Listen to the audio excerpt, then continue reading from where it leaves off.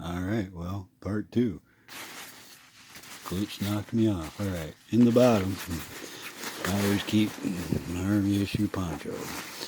Okay, this is your standard issue woodland ripstop nylon urethane coated multi-purpose poncho. I'm sure that a lot of you are familiar with. Maybe I should do a video just on these, but they're a wonderful tool and it's really hard to beat. I mean, you can use it for a rain fly, you can use it for a little tent, you can use it for a sleeping bag cover. You can collect water with them. You can float your gear across the stream with them. You can do a lot of stuff with this. A lot of tie downs and all that. And let's see what else we got. Oh, we got a couple lighters and a wad of paracord. A little thing of matches. The boat matches, the good ones. Let's see here. Well, this bag, anyways, I've used the crap out of it. And everything that I sewn with industrial military threads and machines, I oversewed it. I came back and hand stitched a lot of parts of it. There's parachute cord weaved into it in all the different places I can get. Let's see, we'll go to this little pouch right here, because there's more than meets the eye here. This again is just, I designed this way because I would take everything that I'd want to have on me, lay it out, and try to devise a way to carry it and always have it on me. I've got the little Victorinox Swiss Army knife in here. There's a P38 in here. Handy little tool on its own, but those little knives, they can get into spots that other things can't. Here's the solitaire mini mag light, which I've mentioned before, but if your big mag light runs out of battery power, you could take the light bulb out of one of these and switch it out to the big one and get hours more use out of those dead batteries with the smaller bulb. So I like to carry those. I actually do have a couple more mag lights, but this pouch has a little bit of everything in it. All right, we have some.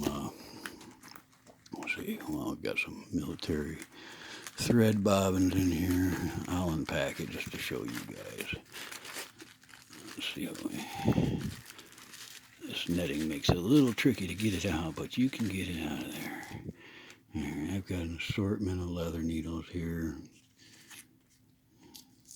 More than last for if you know what you're doing, those will last you a long time. So we got some thread and some needles. What else we got in here? Here's this is my fishing kit. There's a whole bunch of hooks. Dental floss, which actually works pretty good as a light line. I've got some heavy lines in there. Oh, and there's some sinkers, split shot and such.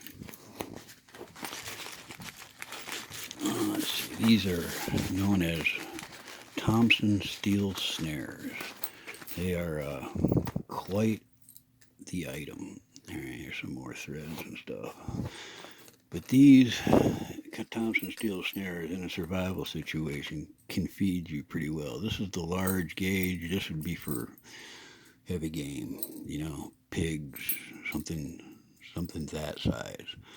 But basically what it is you have an anchor point and you can make a snare with these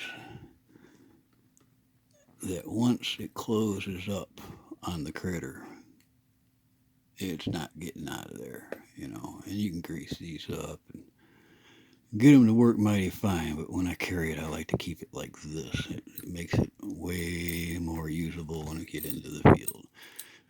Here's the same exact thing, only it's of the small scale. This is for small game. You could catch something maybe as small as a squirrel on this gauge.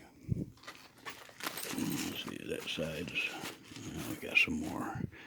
I just like to grab different types of heavy, super strong nylon threads when I can, wind it all up, get it into a little bundle, stick it in the cracks and crevices of my kit. There's a lot in there. It'll last a long time. This is, well, that's an unopened military issue magnesium fire starter. And if you look into these, this is one sure way to get a fire started, rain or not. What else we got in here? Oh, I got a little sharpening stone. I'm not going to open that up. That's sealed up inside of a little olive drab packet. Actually, I think that's duct tape I put on there years ago. Then we have, yes, this is a sweet item, and I highly recommend this. This is called a shortcut chainsaw, and I got these, well, late 80s at least, I guess. But this is a pocket chainsaw. It really, really works well. It'll cut hardwood. It'll cut on 3 sides of a piece of wood as you are sawing. You can tie, this is what the deal is. You get these little hookups here. And you cut yourself first. You put these on and use your fingers, cut a little piece of short wood, put the wood through there, and you got handles. All right. But you can also tie paracord to this, throw this over top of a tree branch, and cut a branch 40 feet over your head if you're good at it. Great item. I don't even know if you can get them readily right now, but actually probably should pick up an extra. They were, 30, 40 bucks in the 80s. I don't know what they would cost now. But as long as you treat that tool right, it'll last. This one's been used. That's just a piece of a candle I got in there. Oh, let's see. Is there anything else? Now I'm going to have to put all this stuff away after I show it. That's all right. It's good to keep familiar with your kit, too, to know what you have on you and what you don't. Let's see. That's just... I only put that patch on there just to keep the shine down, the little Velcro. I think that pretty much covers this bag. Sorry about having to do it in 2 segments. My phone just said I'm done on the last video. But I'll start, like I said, this is the small kit. Started with that, and I'll work my way up, and then start to show you some more of the gear, all right? Because I've got everything was calculated, years and years of getting it all down to one little kit. Thank you very much for watching. See ya.